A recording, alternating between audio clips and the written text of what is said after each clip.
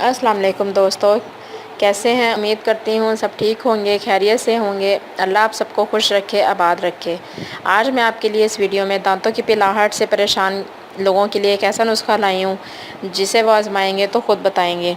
क्योंकि आप जानते हैं कि दांत जो हैं वो हमारे चेहरे का नुमायाँ हिस्सा हैं। हमारी चेहरे की खूबसूरती के साथ साथ हमारे दांतों का साफ़ होना भी ज़रूरी है। तो चलिए अपनी वीडियो की तरफ चलते हैं। सबसे पहले आपने लेना है टूथपेस्ट आधा चम्मच, कोई भी जो आप घर में यूज़ करते हैं। बेकिंग सोडा लेना है आपने आधा चम्मच और आधा नींबू का रस लेना है।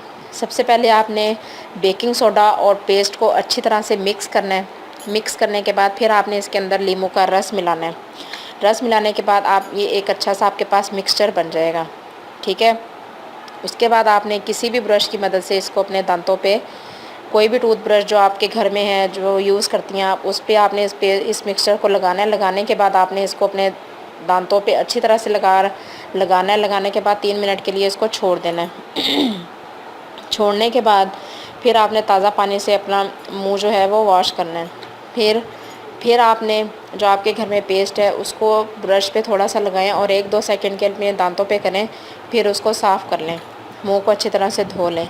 तो आप खुद देखेंगे आपके दांतों की पिलाहट को भी कम करेगा ये, आपके दांतों में से आने वाली स्मेल को ख़त्म करेगा, आपके सांसों में ये खुशबू को पैदा करेगा, आपकी कैविटीज़ को ख़त्म करता है ये, और ये आपके जर्म्स भी ख़त्म करता है। तो आपने ये अमल शुरू में हफ़्ते में 2 बार करना है और महीने में, फिर जैसे ही आपके दांत साफ़ होने शुरू हो जाएंगे आपने फिर यही अमल महीने में 2 बार करना है।